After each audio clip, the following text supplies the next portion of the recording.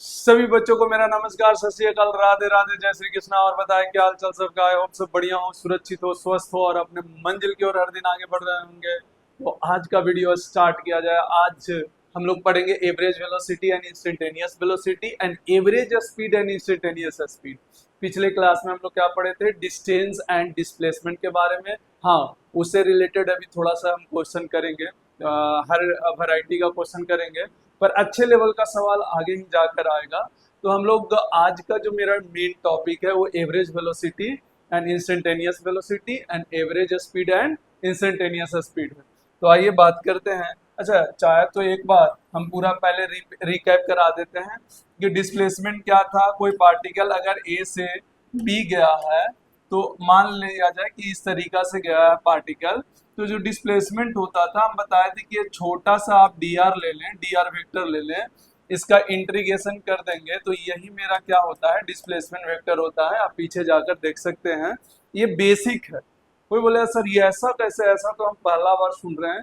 मेरे भाई यही है बेसिक। ये निकालने के बाद ही वो आया था कि इनिशियल और फाइनल को, इनिशियल और फाइनल से बीच में जो शॉर्टेस्ट दूरी होता है उसी को हम डिस्प्लेसमेंट कहते हैं। लेकिन अगर ये आया कहाँ से? ये पूरा बेसिक यहाँ से आया था। आप इसको निकालेंगे तो ऑब्वियस है, आपको पता चलेगा कि डिस्प्लेसमेंट जो होता है आर फाइनल माइनस क्या हो जाएगा? आर इनिशियल हो जाएगा। आर फाइनल माइनस क्या हो जाएगा? R initial. और इसी को क्या कहते हैं? चेंज इन डिस्प्लेसमेंट कहते हैं, sorry change in position vector. तो चेंज इन पोजीशन वेक्टर ही हमारा क्या कहलाता है? डिस्प्लेसमेंट कहलाता है। हमारा क्या कहलाता है? डिस्प्लेसमेंट। इसका डायरेक्शन का बात करें तो इनिशियल से फाइनल की तरफ कर ले। ये पॉजिटिव भी हो सकता है, नेगेटिव भी हो सकता है और जीरो भी हो सकता है। ये हम पिछले लेक्चर में आपको हम बता चुके हैं, आप देखे जाके, वहाँ लेक्चर में सारा ए टू जेड दिया हुआ है। ऐसे ही डिस्टेंस में भी बताएं कि कोई पार्टिकल अगर ए से भी ऐसे ही गया है, तो यहाँ पर होता क्या है कि जो रास्ता को अपनाया हो उस रास्ता का लेंथ, मतलब actual length of actual path travel by the particle जो होगा वो कहलाएगा डिस्टेंस। असलियत में इसका भी एक क्या होता है? कैलकुलस से ही निकलता है। जब डी आर, यहाँ पर वेक्टर नहीं होगा, यहाँ पर वेक्टर होने के कारण क्या होता था कि जो नीचे का डायरेक्शन होगा उसको माइनस होगा और जो ऊपर डायरेक्शन होगा वो प्लस होगा। तो एक कट छट के लगभग ऐसा आता था कि इनिशियल और फाइनल के बीच में जो डिस्टेंस हम नापेंगे, जो शॉर्टेस्ट दूरी नापेंगे, वो उसी के बराबर आता था। यहाँ पर ऐसा नहीं है। अगर यहाँ पर हम लोग डिस्टेंस का बात करें, यहाँ पर किसका बात करें? डिस्टेंस का, तो डिस्टेंस डी आर होता है। यहाँ पर बस ध्यान ये रखना है कि वेक्टर नहीं होगा, सीधा सीधा डी आर होगा। और आप बेसिक फॉर्मूला तो जानते ही हैं कि लेंथ ऑफ एक्चुअल पाथ का जो लेंथ होता है वही मेरा क्या होता है? डिस्टेंस होता है। तो इस पे हम चर्चा कर चुके हैं। आज हम इससे क्वेश्चन इससे रिलेटेड कर रहे हैं। एक दो नहीं, अच्छा खासा क्वेश्चन हम लोग करेंगे इसमें। पहले क्वेश्चन स्टार्ट करते हैं। जैसे मान लीजिए कि हमारा ए से इधर पार्टिकल जो है यहां से गया। हाँ, पार्टिकल पहले ऐसे गया 4 मीटर, फिर ऊपर गया 3 मीटर। ऊपर कितना गया? 3 मीटर। यहाँ पर रुक गया पार्टिकल। पहले ऐसे, मतलब ऐसा मान लीजिए कि ईस्ट वेस्ट के तरीका से अगर आप देखें तो इधर ईस्ट है, ये वेस्ट है, ये नॉर्थ है और इधर क्या है? साउथ है। तो बताएं ईस्ट की तरफ कितना गया है? 4। फिर बोला नॉर्थ की तरफ कितना गया है? 3। तो यहाँ पर बताना है डिस्प्लेसमेंट का जो मैग्नीट्यूड होगा और डिस्टेंस, ये दोनों बातें बताना है। डिस्प्लेसमेंट भी बताना है और डिस्टेंस बताना है। बहुत छोटा सा क्वेश्चन से लेके चल रहे हैं, धीरे धीरे हम लेवल बढ़ाएंगे डिस्टेंस और डिस्प्लेसमेंट में। अच्छा, अगर अच्छा क्वेश्चन कराते हैं तो देखते हैं एवरेज स्पीड हो पाता है कि नहीं हो पाता है, पर मेरा मेन आज का गोल वही था। अगर देखते हैं सवाल अच्छा खासा अगर लेना पड़ जाए तो थोड़ा सा उसमें दिक्कत भी आ सकता है। तो क्या करें, आप इनिशियल से फाइनल को मिला दें। यहाँ से इनिशियल से फाइनल मिला देते हैं। यही दूरी हमारा क्या कहलाता है? ये दूरी हमारा क्या कहलाता है? हाँ, ध्यान से देखिए, ये दूरी जो है इनिशियल और फाइनल देखें तो ये वाला जब ज्वाइन करेंगे, इसका जो डिस्टेंस होगा, इसका जो लेंथ होगा, वही क्या होगा? डिस्प्लेसमेंट होगा। और ऑब्वियस है ये नॉर्थ में गया है तो ईस्ट और नॉर्थ एंगल 90 डिग्री पर होगा। तो आपको यहाँ दिखाई दे रहा होगा कि पाइथागोरस थ्योरम से 4 का स्क्वायर प्लस 3 का स्क्वायर करेंगे तो आंसर कितना आ जाएगा? 5 आ जाएगा। आप कैलकुलेट कर कर देख लें।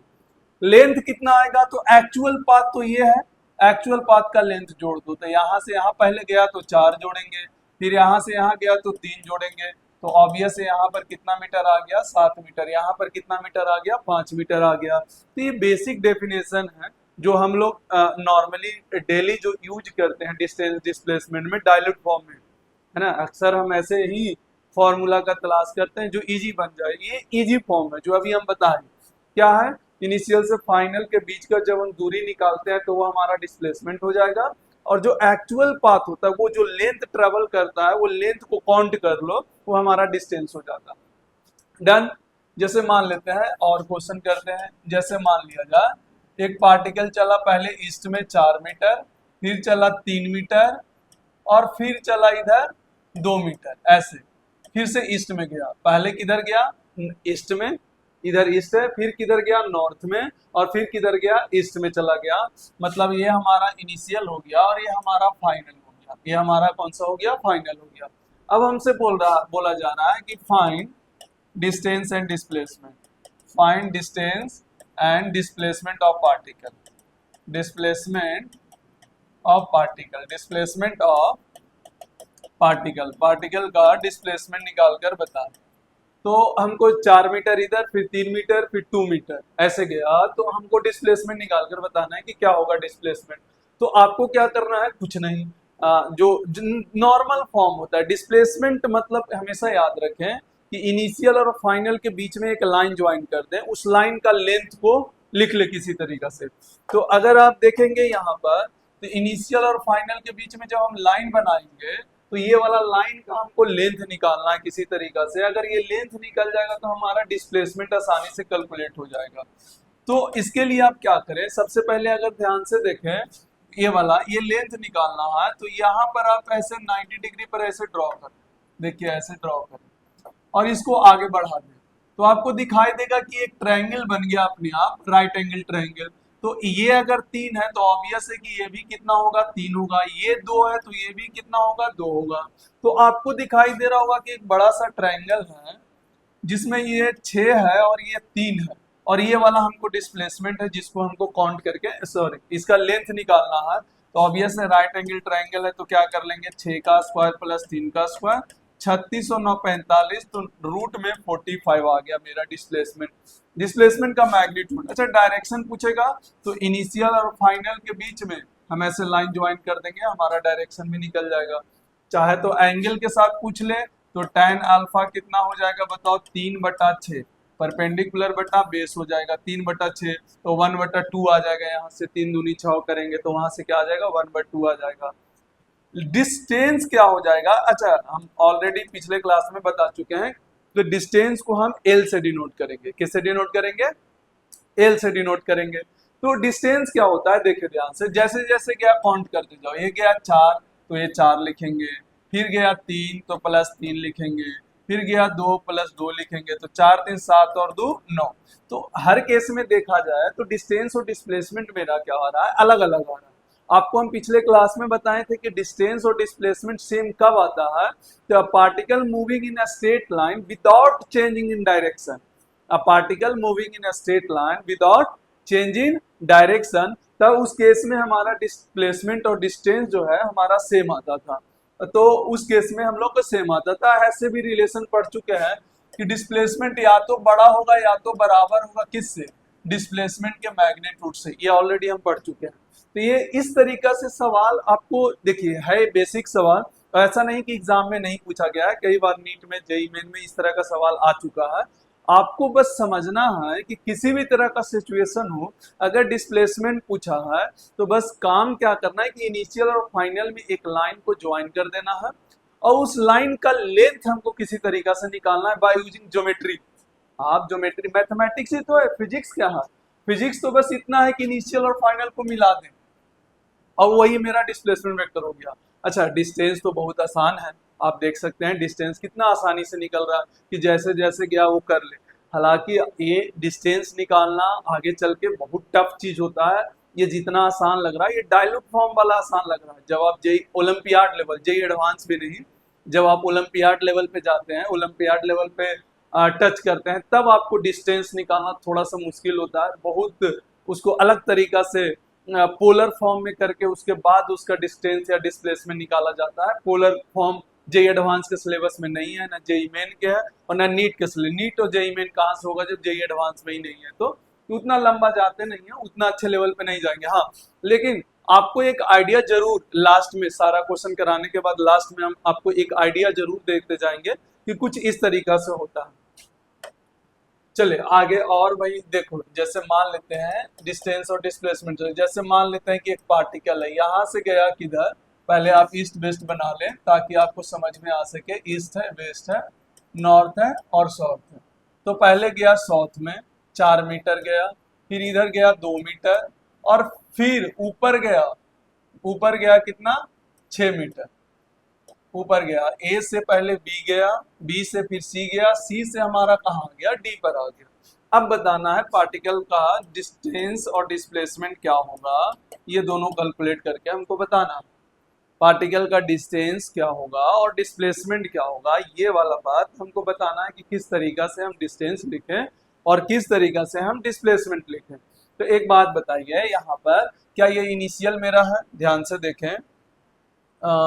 कि ये वाला अगर हम लोग ध्यान से देखें तो यहाँ पर क्या होगा, इनिशियल ये है मेरा और ये मेरा क्या है, फाइनल। हम आपको डिस्प्लेसमेंट का एकदम बेसिक रूल बता रहे हैं कि इनिशियल से फाइनल मिला दें, ये हमारा क्या हो गया, डिस्प्लेसमेंट वेक्टर हो गया। अब आप इसका लेंथ किसी भी तरीका से निकालें बाय यूजिंग मैथ। अरे मैथ भैया बहुत बड़ा चीज है, पूरा फिजिक्स में मैथ से ही तो खेलना रहता है। फिजिक्स तो बहुत नॉर्मल चीज है। फिजिक्स का बहुत छोटा छोटा कॉन्सेप्ट सिर्फ ऐड होता है, उसको ऐड करके हम अच्छे से सीख लेते हैं, उसका इमेजिनेशन कर लेते हैं, थोड़ा लॉजिक से समझ लेते हैं। बाकी तो उसमें मैथमेटिक्स इंटर करते हैं, फील का तो कोई जगह है नहीं पर फिर भी फील किया जाता है। तो अगर आप ध्यान से देखें डिस्प्लेसमेंट का, तो यहाँ पर ध्यान दें कि राइट एंगल ट्रायंगल टाइप का दिख रहा होगा। अगर आप किसी तरीका से ये वाला लेंथ और ये वाला लेंथ निकाल ले तो आपका काम बन जाएगा। तो बताइए ये 2 मीटर है तो ये भी कितना होगा, अच्छा ये 4 है और टोटल 6 है तो ये भी कितना होगा, 2। तो आपको दिखाई दे रहा होगा कि 2 का स्क्वायर प्लस 2 का स्क्वायर, तो यहाँ से आ जाएगा 2√2 आ जाएगा मीटर। और लेंथ तो बहुत आसान भैया, लेंथ में कोई दिक्कत नहीं, कोई दिक्कत ना। कैसे कैसे, जैसे जैसे आप पाथ लेंथ को चल रहे थे वो लेंथ को बस आपको काउंट करना है। जैसे ए से बी गए तो आपको हुआ 4, बी से सी गए तो आपको हुआ 2, सी से डी गए तो आपको हुआ 6, तो 6 4 10 और 2 12 मीटर हो गया। तो इस तरीका से वैरायटी टू वैरायटी क्वेश्चन आप बहुत बना सकते हैं डिस्टेंस एंड डिस्प्लेसमेंट में। थोड़ा सा आपको हम ये अभी तक जितना भी करा रहे थे ये सब 2D टाइप का था, आपको थोड़ा सा 3D में करके दिखाते हैं कि जैसे मान लीजिए यहाँ पर मान लीजिए कि ऐसे है, ये हमारा ऐसे पहले गया एक पार्टिकल है या एक इंसान है अपना, मान लीजिए इस तरीका से ट्रेवल कर रहा, 4 मीटर इधर गया, फिर वो 90 डिग्री पर याद रखिए 90 डिग्री पर ऐसे यहाँ पर ध्यान दें, हाँ 90 डिग्री पर ऐसे ध्यान से देख ले, इसको थोड़ा सा समझिएगा, 3D में है, ये घर है, ऐसे ये घर है 90 डिग्री पर। अरे रास्ता था, ऐसे रास्ता था, फिर क्या हुआ कि उसका घर जाना था तो भैया रास्ता में बायां फिर मुड़ना पड़ा, बायां मुड़ा कितना मुड़ा, 6 मीटर मुड़ गया। और फिर उसको छत पे जाना था, कुछ काम था छत पे, इसके छत पे जाना था, तो छत पे हो गया भैया 3 मीटर। कितना मीटर, ऐसे 3 मीटर का छत, छोटा सा घर था, बहुत छोटा सा, हालांकि ऐसा इतना छोटा भी नहीं हो सकता, पर हम लोग डाटा लेके चल रहे हैं कि किसी तरीका से बस सवाल समझ सके और कुछ नहीं। तो ये 4 मीटर ऐसे गया, पहले सीधा गया, फिर उसके बाद टर्न हुआ, लेफ्ट हुआ टर्न, उसके बाद 6 मीटर गया, घर पहुंच गया, लेकिन घर में अंदर नहीं गया, वो सीधा ऊपर चला गया। कितना मीटर, 3 मीटर ऊपर चला गया। तो अब हमको बताना है डिस्प्लेसमेंट क्या होगा। अब हमको क्या बताना है कि डिस्प्लेसमेंट क्या होगा। तो आपको भी पता है सीधा सीधी जब भी 3D में हो, अगर हम एक्स वाई जेड के टर्म में लिखे, ये एक्स है, ये वाई है और ये हमारा क्या है, जेड है, ऐसे है।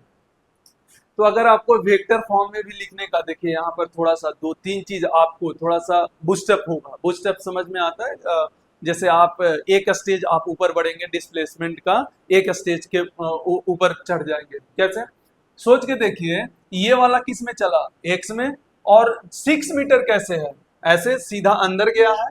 सीधा अंदर जाने का मतलब क्या वो जेड एक्सिस हो गया? एक्स एक्सिस ये है, देखिए इसके हिसाब से एक्स एक्सिस ये है, जेड एक्सिस बाहर है, अंदर कौन सा होगा? माइनस जेड होगा। बाहर क्या है? जेड है। तो बताइए अंदर कौन सा होगा? माइनस जेड होगा। अंदर कौन सा होगा? माइनस जेड होगा। तो और ये वाला कौन सा हुआ? वाई हुआ। तो अगर आपको डिस्प्लेसमेंट वेक्टर लिखने के लिए बोले आई जे और के में, तो क्या आप यहां से लिख सकते हैं 4i cap plus 6j cap, sorry sorry plus नहीं होगा, इसमें ध्यान से देखें, इसमें क्या होगा?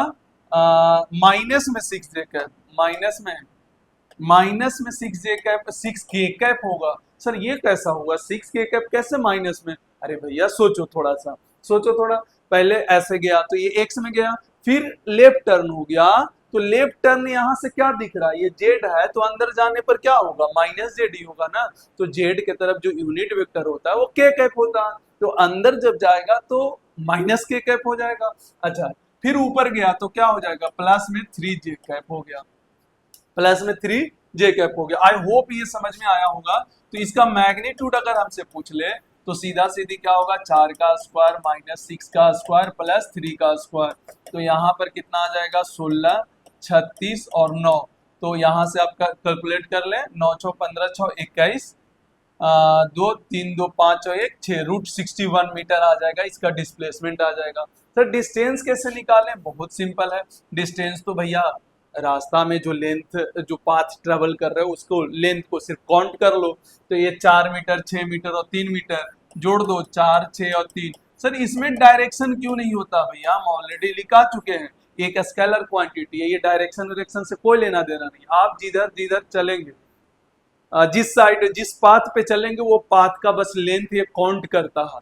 और डिस्प्लेसमेंट क्या है? आप किसी भी पाथ से आए, वो सिर्फ ये देखेगा कि इनिशियल कहाँ थे, फाइनल कहाँ थे, और दोनों के बीच का एकदम शॉर्टेस्ट जो दूरी है वो दूरी पर अपना काम कर लेगा। वो शॉर्टेस्ट जो दूरी होता है, शॉर्टेस्ट जो दूरी होता है इनिशियल से फाइनल तक के, वो लेंथ ही डिस्प्लेसमेंट कहलाता है। आई होप कि थोड़ा थोड़ा डाइल्यूट फॉर्म है, ये इजी फॉर्म है। हम बार बार बोल रहे हैं, अभी आपको डिस्प्लेसमेंट निकालने में बहुत तकलीफ हो रहा है। जैसा डिस्प्लेसमेंट थोड़ा सोचना मुश्किल है, डिस्टेंस आसान है। वाकई में माने अगर थोड़ा सा लेवल अगर अप होता है तो डिस्टेंस बहुत मुश्किल होता है, डिस्प्लेसमेंट आसानी से निकलता है, डिस्प्लेसमेंट आसानी से निकलता है। तो बस इतना ध्यान रखें, वो वेक्टर फॉर्म में इजिली निकल भी जाता है। बाद में हम इस पे भी चर्चा करेंगे, अभी फिलहाल इस पे नहीं चर्चा कर रहे हैं किस तरीका से क्या होता है। एक और वैरायटी आता है सर्किल में घूमने वाला, उसमें बच्चा बहुत कंफ्यूज होता है, उसमें हम पूरा क्लियर करते हैं। जैसे बोला गया कि a particle moving with constant speed, with constant speed in a circle, then find distance and displacement, distance and displacement, distance and displacement if particle move from पहला में A to B, दूसरा में A to C और तीसरा में A to D। ये तीन चीज हमारे पास आया, A to B, A to C and A to D। ये डिस्प्लेसमेंट निकाल के बताना। जैसे ये हमारा सवाल है, पहले इस सवाल को अच्छे से पढ़ें और ध्यान से देखें कि क्या बोले। फिगर हम बना रहे हैं, जैसे मान लेते हैं ये हमारा फिगर है, पार्टिकल ये यहाँ है, ये B है और ये हमारा C है और ये हमारा D है। अब यहाँ से आपको क्या कहा कि particle moving with constant speed in a circle, then find distance and displacement if particle move from, कहां से कहां? पहला क्वेश्चन ए से बी गया, पहला क्वेश्चन है ए से बी गया। चलिए पूरा तोड़ तोड़ कर करेंगे। देखो हम जो भी करते हैं एकदम बेसिक से करते हैं। आपको क्वेश्चन को क्वेश्चन की तरह याद नहीं रखना कि ऐसा क्वेश्चन है, आपको सिर्फ बेसिक याद रखना है। बेसिक क्या होता है डिस्प्लेसमेंट के लिए? तो भैया इनिशियल कहाँ है, फाइनल कहाँ है, दोनों को ज्वाइन करो, उसका लेंथ ही डिस्प्लेसमेंट कहलाता है। ये इसका बेसिक है। दुनिया का किसी भी जगह पे अगर अप्लाई कर सकते हैं डिस्टेंस एंड डिस्प्लेसमेंट, किसी भी जगह पे और किसी भी लेवल का क्वेश्चन, किसी भी लेवल का क्वेश्चन हो और किसी भी जगह पे बस ये चीज आपको आना चाहिए तो आसानी से सारा कैलकुलेट हो जाएगा। जैसे पहला पार्ट में क्या बोला कि ए से हम कहाँ गया, बी गया। चलो कोई बात नहीं, पार्ट सर्कल बनाओ, कहां से कहां गया, ए, और ये क्या है, बी। डन, ए से हम लोग बी गए हैं, ठीक है। अब हमारा इनिशियल कौन सा है, ये फाइनल कौन सा है भैया, इनिशियल से फाइनल लाइन ज्वाइन कर दो। इसी का लेंथ हमको क्या देगा, अच्छा सर्कल का रेडियस आर दे रखा है, नहीं लिखे हैं क्या, नहीं, सर्कल का रेडियस आर दे रखा है। डन, तो अब हमारा क्या हुआ, ये अगर ये ध्यान से देखें तो ये वाला लेंथ ही हमारा डिस्प्लेसमेंट कहलाएगा। तो ऑब्वियस है ये 90 डिग्री पर है तो ये राइट एंगल ट्रायंगल दिख रहा होगा। तो ऑब्वियस है ध्यान से देखें तो ये वाला लेंथ कितना होगा, root under R square plus R square, तो ये आ जाएगा √2 इंटू आर, ये हमारा डिस्प्लेसमेंट हो गया। अगर आपसे कोई पूछे कि डायरेक्शन क्या होगा, तो सिंपल सा डायरेक्शन आपको क्या करना है, यहाँ से इनिशियल से फाइनल मिला दे, ये हमारा डायरेक्शन हो जाएगा। इनिशियल से क्या कर देना है, फाइनल कर देना है, आपका क्या हो जाएगा, डायरेक्शन हो जाएगा। बस डन, इतना सा काम करना है डिस्प्लेसमेंट के लिए। बार बार बोल रहे हैं डिस्प्लेसमेंट कुछ नहीं है, ध्यान से देख ले किस तरीका से कैलकुलेट किया जाता है। इनिशियल और फाइनल के बीच में लेंथ कर ले, ज्वाइन कर दे लाइन को और उस लाइन का लेंथ निकाल ले, वही हमारा डिस्प्लेसमेंट होता है।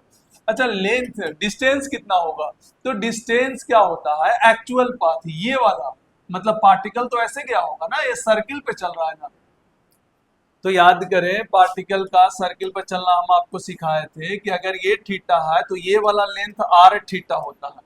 ये वाला लेंथ अगर देखा जाए तो क्या होता है, आर थीटा, अगर ये रेडियस आर है तो ऑब्वियस है यहाँ से यहाँ जब चला होगा तो थीटा कितना डिग्री आया होगा, थीटा 90 डिग्री आया होगा, मतलब π/2 आया होगा, क्योंकि थीटा को हम किस में रखते हैं, रेडियन में रखते हैं।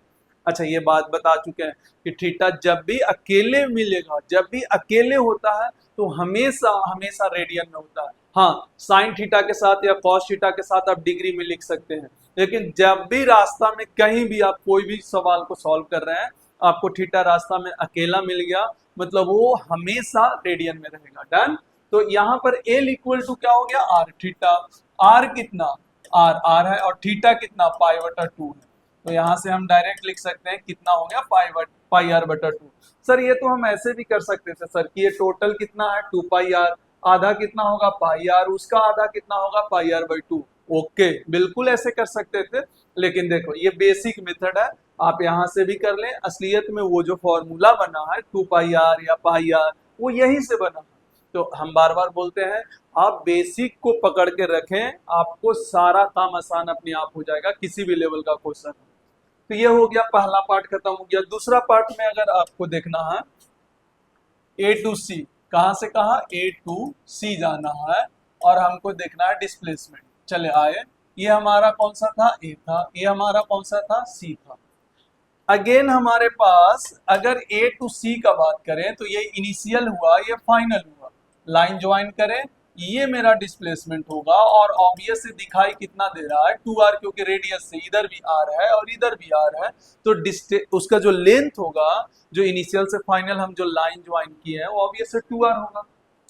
अरे बात समझ में आ रहा है क्या, कितना लेंथ होगा, 2r होगा। तो अगर आप ध्यान से देखें तो इसी तरीका से है, डिस्प्लेसमेंट यहाँ पर क्या निकल के आ गया, 2r आ गया। अच्छा लेंथ कोई बोलेगा लेंथ कितना हुआ, तो लेंथ तो पार्टिकल ऐसे ही गया होगा ना, इस तरीका से यहाँ से ऐसे आया होगा, तो ऑब्वियसली ये वाला सर्किल वाला लेंथ जोड़ लो, ये वाला लेंथ, तो ये पेरीमीटर कितना, आप चाहे तो बेसिक से कर ले, आर थीटा और थीटा कितना यहाँ पर पाई इस बार आ गया, अरे थीटा यहाँ पर इस बार 180 डिग्री है, तो 180 डिग्री को पाई लिख सकते हैं, क्योंकि डिग्री में ना लिखकर हम रेडियन में लिखते हैं। और ऑब्वियस है आपको अगर फॉर्मूला याद होगा पेरीमीटर का सर्किल का, तो 2πr होता है, वो आधा कितना हो जाएगा, πr हो जाएगा। तो आप लेंथ भी यहाँ से निकाल सकते हैं। हाँ इसका डायरेक्शन बोलता तो आपको पता होना चाहिए, इनिशियल से फाइनल मिलाने, लाइन ज्वाइनिंग, और फाइनल की तरफ हम वेक्टर लगाते हैं, मतलब हेड लगाते हैं, फाइनल की तरफ क्या लगाते हैं, हेड लगाते हैं। तो हमारा इस तरीका से डिस्प्लेसमेंट इसका आ गया। तीसरा इसका क्वेश्चन थोड़ा सा क्या, वो तो फिर से वैसा ही है, वही वाला पार्ट है। यहाँ पर बोला गया कि ए है और फिर से ऐसे गया और डी तक पहुंच गया। कहां तक पहुंच गया, डी तक पहुंच गया। तो अगर हमारा डी तक पहुंच गया तो इनिशियल ये है, फाइनल ये है, ये वाला मेरा हो जाएगा।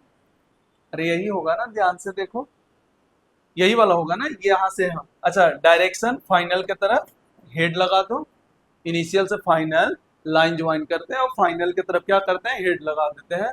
ये हमारा डिस्प्लेसमेंट वेक्टर हो गया। तो ये कहाँ से कहाँ, ए टू डी है। तो डिस्प्लेसमेंट वेक्टर कितना आ जाएगा, अगेन रूट टू आर ही आ रहा होगा, क्योंकि ये आर है, ये आर है, तो राइट एंगल ट्राइंगल से ये भी रूट अंडर, यहाँ क्या हो जाएगा, R square plus R square हो जाएगा। यहाँ से आपको दिखाई दिया होगा, तो root under R square plus R square, यहाँ पर क्या हो जाएगा, रूट टू आर, ये ए टू डी में आने पर हो गया डिस्प्लेसमेंट। पहले बोलो बात समझ में आया। डिस्टेंस क्या होगा, तो भैया ये वाला टोटल लेंथ देखे, अच्छा ये वाला टोटल लेंथ, ये वाला टोटल लेंथ यहाँ से यहाँ तक, तो हम तो जानते हैं क्या होता है, आर थीटा, आर थीटा कितना होगा, यहाँ से यहाँ पाई और फिर पाई बटा टू, तो ये हो गया पाई प्लस पाई बटा टू, तो यानी 3 पाई बटा टू इंटू आर, ये हमारा एल आ गया, 3 पाई आर बटा 3 पाई आर बटा टू। यहाँ से अरे भैया ये एंगल देख लो, यहाँ से यहाँ तक जो भी एंगल बना रखा होगा, ये वाला एंगल देख लो, आर थीटा कर देते हैं। अरे ये बेसिक है, बहुत खतरनाक ये चीज है, आपको धीरे धीरे समझ में आएगा, जैसे जैसे आप फिजिक्स को समझना स्टार्ट करिएगा तब आपको पता चलेगा कि इसका इम्पोर्टेंस क्या है, किस तरीके का ये चीजें में आसान कर देता है, काम करता है। ठीक है, अच्छा एक सर्कल में और कराते हैं, वो अच्छा, वो हमारा लिए पसंदीदा क्वेश्चन है। पार्टिकल फिर से मूव कर रहा है सर्कल में, लेकिन वो इस बार ऐसे गया, ए से डी गया है, यहाँ पर ए से बी गया है एंगल थीटा बनाते हुए। ए से कहाँ गया है, बी गया है, एंगल क्या बनाते हुए, एंगल सॉरी एंगल थीटा बनाते हुए, एंगल थीटा यहाँ पर बन रहा है, ए से बी गया है, मतलब पार्टिकल इनिशियल ये हो गया, फाइनल ये हो गया, डिस्प्लेसमेंट हमारा ये हो जाएगा, ये निकाल कर बताना है, ये डिस्प्लेसमेंट निकाल कर बताना है। तो एक तो आप मैथ से बना सकते हैं, एक तो आप क्या करें, मैथ से बना सकते हैं, चाहे तो हम दोनों मेथड बता देते हैं। पहले मेथड 1 बताते हैं, देखिए दोनों मेथड भाई हमारे पास, अगर अगर ध्यान से देखें, हम जिस भी चीज को है उसका निचोड़ निकालो, हर तरीके का कॉन्सेप्ट बच्चा को आना चाहिए। हाँ, बच्चा डिसाइड करे कि कौन सा मेरे लिए कंफर्टेबल है, आपको बस बेसिक को बस ध्यान में रखना है। देखिए फिजिक्स यहाँ खत्म हो गया, कहाँ, इनिशियल से फाइनल मिला दिए, ये वाला लेंथ ही हमारा डिस्प्लेसमेंट होगा, ये हमारा फिजिक्स खत्म हो गया। अब मैथ यूज करेंगे कि कैसे कैसे निकाल सकते हैं। तो अगर आप ध्यान से देखें तो ये वाला दिखाई देगा, ये आर है, आर है, तो ऑब्वियस ये वाला थीटा बाई 2 हो जाएगा और ये वाला भी थीटा बाई 2 हो जाएगा, आधा आधा, इधर से में इधर से में, तो ऑब्वियस थीटा बाई 2 होगा। अब एक बात बताओ, ये निकालना है तो ये वाला एक्स मान लो, ये वाला थोड़ा देर के लिए एक्स मान लो, और एक ट्रायंगल को पकड़ो, ये वाला एक ट्रायंगल को हम पकड़ के चल रहे हैं। तो ध्यान से देखो, ये परपेंडिकुलर है और ये हाइपोटेनस है, तो परपेंडिकुलर और हाइपोटेनस में रिलेशन क्या होता है, साइन थीटा बटा परपेंडिकुलर बटा हाइपोटेनस, तो एक्स बराबर कितना आ गया, आर साइन थीटा बाई 2। अब हमको x चाहिए कि ये 2x चाहिए, डिस्प्लेसमेंट तो यही था ना इनिशियल से फाइनल, तो जो डिस्प्लेसमेंट मेरा कैलकुलेट हो गया आ गया, वो आ गया 2r sine theta by 2, done, ये हमारा डिस्प्लेसमेंट आ गया। अरे कैसे सर कैसे, अरे भैया कुछ नहीं किए हैं, हम इस चीज को उठा के यहाँ ले आए। अब हम बता रहे हैं कि ये आर है, ये आर है, ये थीटा बाई 2, ये थीटा बाई 2 होगा, क्योंकि ये भी आ रहा है, ये भी आ रहा है, तो एंगल डिवाइड हो जाएगा, ये थीटा बाई 2 थीटा बाई 2 हो जाएगा। तो छोटा वाला ट्रायंगल पकड़ के चलो, ये वाला छोटा वाला ट्रायंगल, राइट एंगल ट्रायंगल दिख रहा होगा, इसमें ये निकालना है, ये दे रखा है, मतलब ये परपेंडिकुलर है, थीटा के सामने जो होता है परपेंडिकुलर होता है, 90 के सामने जो होता है वो हाइपोटेनस होता है। तो साइन थीटा बाई 2 बराबर क्या हुआ, परपेंडिकुलर बटा हाइपोटेनस, परपेंडिकुलर एक्स था, हाइपोटेनस आर था, तो एक्स निकालिए, आर साइन थीटा बाई 2, यहाँ से एक्स जैसे ही निकला ये भी एक्स होगा, तो टोटल जो डिस्प्लेसमेंट होगा वो मेरा कितना होगा, 2x हो जाएगा, तो 2r साइन थीटा बाई 2 क्या हो जाएगा, 2r साइन थीटा बाई 2। अच्छा इसका मेथड 1 बताने से पहले, मेथड 2 बताने से पहले एक चीज और देखो, याद होगा कि जब दो वेक्टर हमारा ए था और एक और वेक्टर हमारा बी था, तो दो वेक्टर के जब हेड हेड मिलता था तो याद करें हमको डिफरेंस मिलता था, क्या मिलता था, डिफरेंस मिलता था। और इसमें एक चीज और बताए थे, डी ए माइनस बी मिलता था जब भी दो वेक्टर का हेड से हेड मिला हो। तो दूसरा चीज कि ए और बी जब बराबर होता था तो डी कितना होता था, 2a sin थीटा बाई 2। आपको अगर याद ना हो तो बिल्कुल पीछे का लेक्चर जाकर देखें, वेक्टर में ये कराया हुआ है। जब डिफरेंस बिटवीन टू वेक्टर हम पढ़ा रहे थे तो ये टूल्स आपको वहां पर दे चुके थे। अगर ये टूल्स जिस बच्चे को याद है वो आप कर सकते हैं, इससे भी देखिएगा, इससे और भी जल्दी बनेगा। हाँ, अगर आपको कोई टूल्स याद नहीं है तो आप मैथ से भी बना सकते हैं, ऑलरेडी हम बना के दिखा चुके हैं कि कैसे बनता है। जैसे मान लीजिए कि हमारे पास अभी जो क्वेश्चन था वो ऐसे था, ये पार्टिकल है, ये मूव किया कहाँ से कहाँ, ए से बी गया, ए से बी गया, ये एंगल कितना था, थीटा था। अगर आप ध्यान से देखें तो ये एक वेक्टर की तरह है आर, और ये भी वेक्टर क्या है आर, ये दो वेक्टर है। डिस्प्लेसमेंट क्या होता है, यहाँ पर इनिशियल से फाइनल मिला दिए, रियल में दो चीजें हमको मिला, यहां से यहाँ एक तो हेड से हेड मिला रहे हैं, मान लो वेक्टर की तरह हम सोच रहे हैं, तो क्या हेड से हेड मिला रहे हैं तो क्या ये डिफरेंस देगा कि नहीं देगा। और दूसरा जो अभी हम जो कॉन्सेप्ट पढ़े हैं डिस्प्लेसमेंट का, उससे भी ये डिस्प्लेसमेंट भी मिल रहा है, मतलब ये दो चीजें दे सकता है, या तो डिफरेंस भी दो वेक्टर का, ये वेक्टर ए वेक्टर का डिफरेंस भी यही आएगा, दूसरा डिस्प्लेसमेंट वेक्टर भी यही आएगा, इनिशियल और फाइनल को मिलाने वाला। हाँ, इतना जानते हैं कि जो डिस्प्लेसमेंट का जो मैग्नीट्यूड आएगा वही मैग्नीट्यूड डिफरेंस का आएगा, लेकिन यहाँ पर ए और बी जो है आपस में बराबर हैं, तो फॉर्मूला हम बता चुके हैं क्या होता है, 2a sin थीटा बाई 2, पर ए की जगह यहाँ पर क्या हो गया आर, तो 2r sin थीटा बाई 2 आसानी से लिख सकते हैं। सर ये कहाँ से आया, ये आपको वेक्टर पढ़ना पड़ेगा, वेक्टर का डिफरेंस करना पड़ेगा, वहां से आप डायरेक्ट यहाँ से लिख सकते हैं कि जब भी दो वेक्टर का हेड से हेड मिलाते हैं तो वो डिफरेंस देता है। असलियत में हम डिफरेंस निकाल नहीं रहे थे, पर यहाँ पर अपने आप डिफरेंस जो था, दो वेक्टर का जो डिफरेंस था वही मेरे लिए डिस्प्लेसमेंट वेक्टर बन गया, तो इसमें हम क्या कर सकते हैं, बन गया, और डायरेक्ट हम यहाँ से निकाल सकते हैं। तो ये थोड़ा सा इजी मेथड होता है, अगर आप टूल्स याद रखें तो आपको डायरेक्ट इतना करने का जरूरत भी नहीं पड़ता, आप माइंड में ही सोच लेते हैं कि हाँ दो वेक्टर है, डिफरेंस मिलेगा, डिफरेंस वेक्टर सेम होता है तो 2a sin थीटा बाई 2 होता है, a के जगह यहाँ पर r रखना है तो 2r sin थीटा बाई 2 हो जाएगा। तो इस तरीका से डिस्प्लेसमेंट का और डिस्टेंस का क्वेश्चन आता है दूसरा वैरायटी का। पहला तो सीधा सीधा लाइन से बता दिए कि ऐसे होता है, दूसरा वैरायटी ये होता है, एक और वैरायटी है जो थोड़ा सा लेवल अप होता है, थोड़ा सा अच्छा लेवल का माना जाता है। हाँ, हालांकि हमारा एग्जाम में इस तरह का क्वेश्चन नहीं आता जो बताने जा रहे हैं, बिल्कुल नहीं, हाँ ये आ सकता है, ये आता है, जो बताने जा रहे हैं वो असलियत में ये डिस्टेंस और डिस्प्लेसमेंट से रिलेट करके नहीं आता है, लेकिन हाँ उसका यूज आगे बहुत मिलेगा जो अदर टॉपिक को पढ़ने में हमको सहायता देगा। डन, तो चलिए और क्या आता है, तो होता क्या है कि पोजीशन ऑफ द पार्टिकल यहाँ पर हमको दे दिया जाता है, पोजीशन ऑफ द पार्टिकल, जैसे हमारे पास मान लीजिए कि यहाँ पर ऐसे दे रखा है, ध्यान से देखें यहाँ पर कि x बराबर दे रखा है T square plus 2t, x square बराबर टी स्क्वायर प्लस 2t। तो एक बात श्योर है कि अगर यहाँ पर देखें तो सिर्फ x में चल रहा है, x दे दिया मतलब सिर्फ x डायरेक्शन में चल रहा है। अरे भैया कोई भी x दे दिया इसका मतलब पार्टिकल किस डायरेक्शन में चल रहा है, x equal to t square plus 2t, मतलब वो x में चल रहा है ऑलरेडी। y इक्वल टू अगर t का फंक्शन देता तो वो y में चलता। फिजिक्स का मतलब यही होता है, ये मैथ नहीं है कि जनरल x कुछ भी मान ली। अगर आपको x में कहीं भी फंक्शन दिया है इसका मतलब ही होता है कि वो x में वो पार्टिकल मूव कर रहा है, या x में किसी तरह का कोई फंक्शन दिया हुआ है, y में दिया रहता है तो y मानते हैं, और z में दिया रहता है तो हम z मान के चलते हैं। तो सबसे पहले एक बात बताएं, यहाँ पर टी स्क्वायर प्लस जो 2t है, यहाँ पर टी स्क्वायर प्लस 2t। अब एक बात बताएं, जैसे जैसे टाइम को आप बढ़ाएंगे क्या यहाँ से x बढ़ेगा कि नहीं बढ़ेगा, अगर टाइम को बढ़ाएंगे तो यहाँ से x बढ़ेगा कि नहीं बढ़ेगा। इसका मतलब होता है कि a particle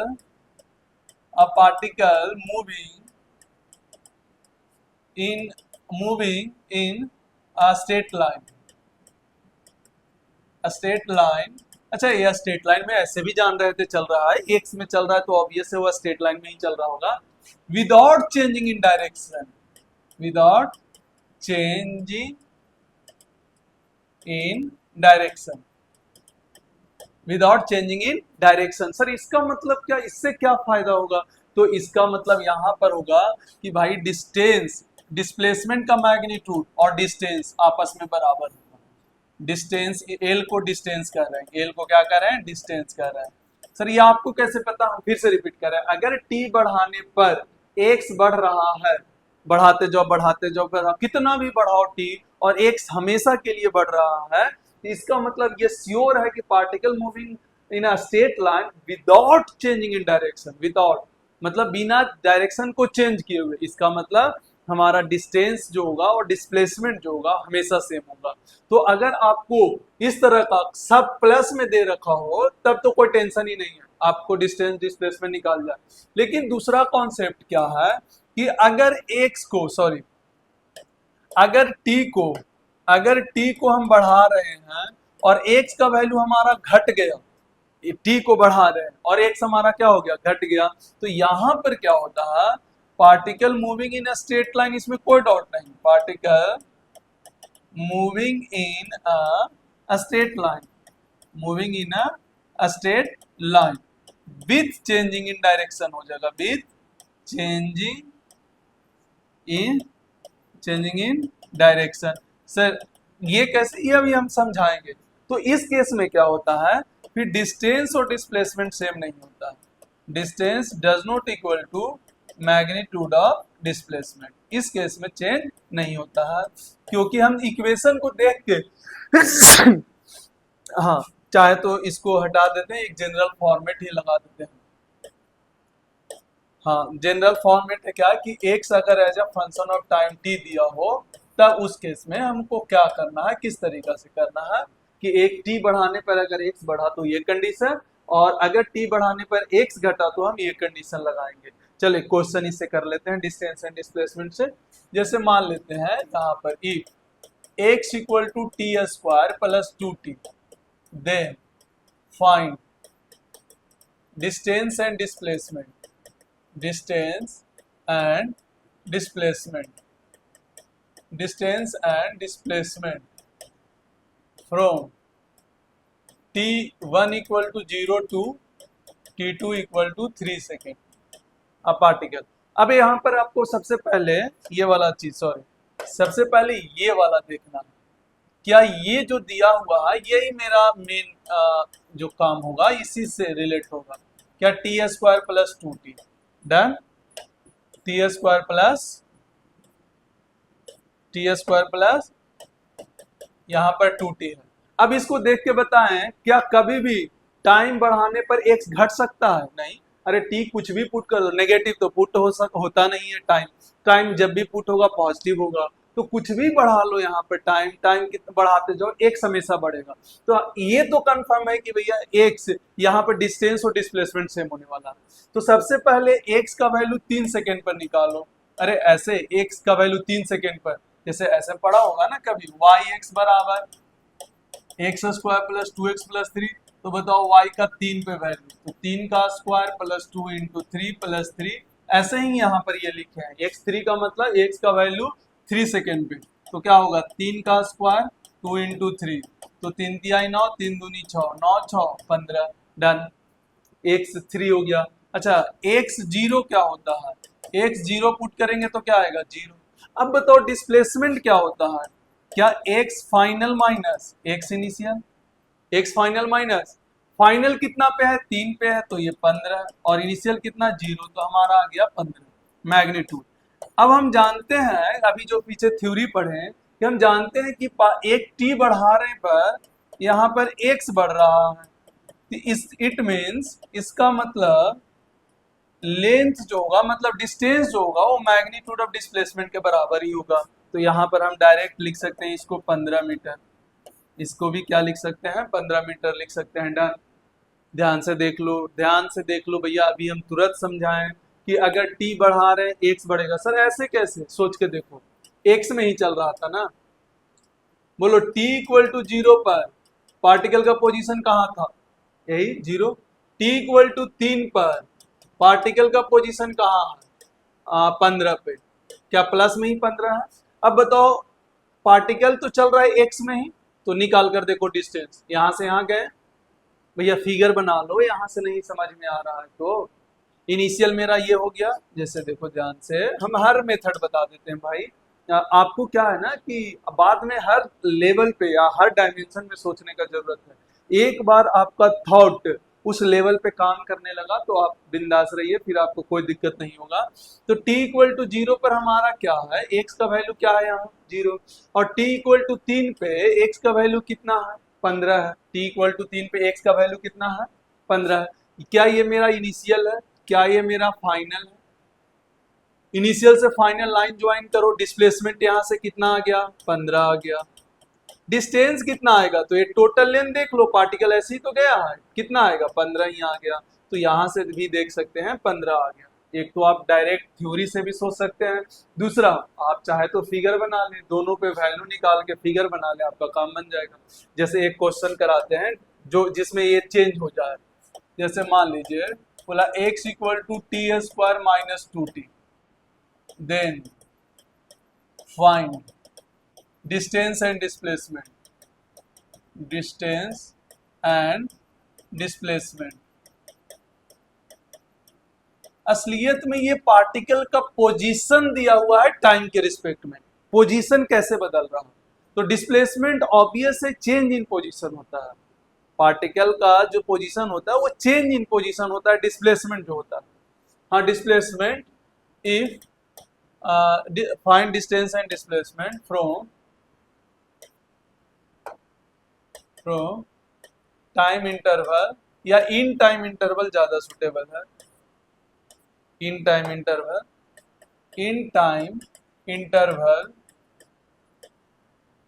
in time interval from t1 equal to 1 second to t2 equal to 4 second, t1 equal to 1 second to t2 equal to 4 second. Done.